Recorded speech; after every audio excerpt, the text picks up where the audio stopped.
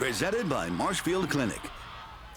All right, welcome to week number 2 of Sports Express. I'm your host, David de Guzman. This second week features teams who are either trying to stay undefeated or who are looking to grab their first win of the season. We'll get to our game of the week in just a bit, but we'll start in the VFA. And it'll be tough for the Valley Football Association to follow up last night's epic game between Spash and Wausau West, with the Panthers scoring the go-ahead touchdown with 24 seconds left. Marshfield knows what it's like to see the game decided in the final minutes. It happened to them last week against West. Tonight they took on East at Tom Field, both looking for their first W of the year. Not to spoil it, but it was all Tigers. Second half kickoff, that's Dalton Varsho, and we're speeding it up for a reason. Yeah, he goes all the way, 95 yards. It's 41-0 Tigers, and then East gives it right back to them. Mitch Zillman with the interception, and Thomas Griswold gets it to the corner. A couple of plays later, Marshfield shutting out East with a 56-0 victory.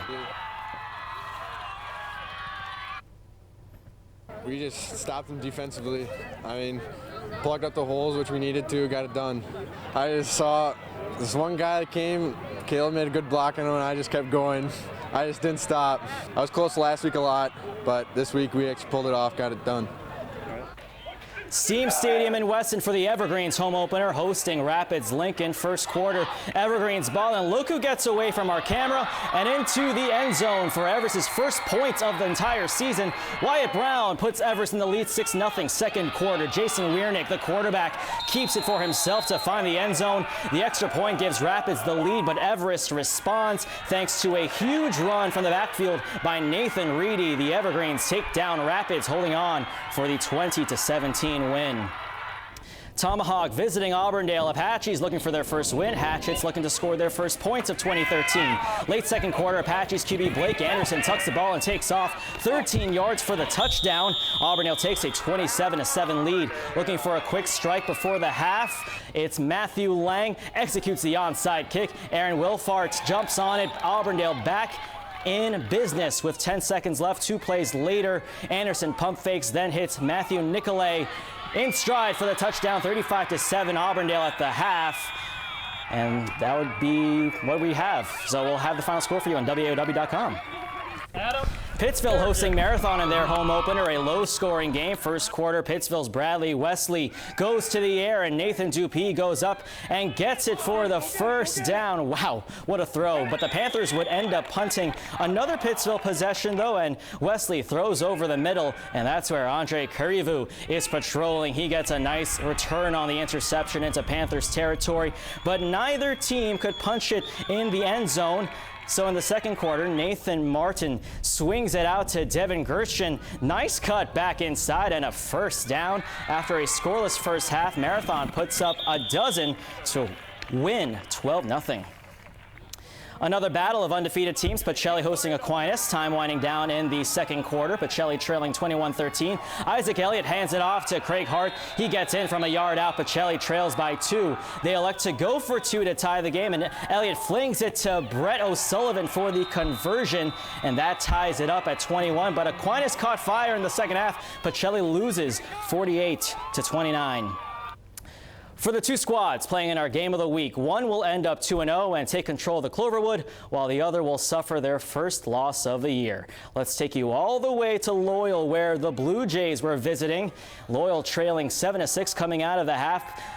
But that would not last. On third down, quarterback Logan Fulweiler hits Riley Fisher, and he does the rest, slipping a would-be tackler. He is gone. Touchdown makes it 12-7. Loyal goes for the 2-point conversion. As we'll see right here, Fulweiler rolls out and finds his man in the end zone to put his team up 7. And then later in the third, it's more Loyal and it's more Fisher. He scores for the second time in as many drives as Loyal goes on to win 26-7.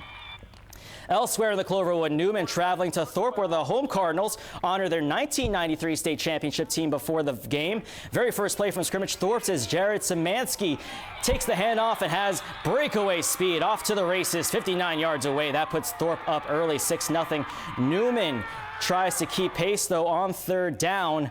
QB Eric Bychinski connects with wideout Nick Thorson. Nice effort by Thorson, picks up the first down, but the drive would stall out there. However, Newman goes on to double up Thorpe, 28-14. Amherst putting their 14-game winning streak on the line against Wild Rose, and after Wild Rose fumbled the opening kickoff, this is Amherst's first play from scrimmage. Garrett Groshek gives it off to Ben Gutschow. He gets it to the outside and lets his legs do the rest. Just like the Falcons are up 7-0. Next Amherst possession, Garrett Groshek finds Garth Groshek through the air. He uses the stiff arm and a juke to rumble into the end zone. Amherst goes up 13-0. Falcons win big, 54-14.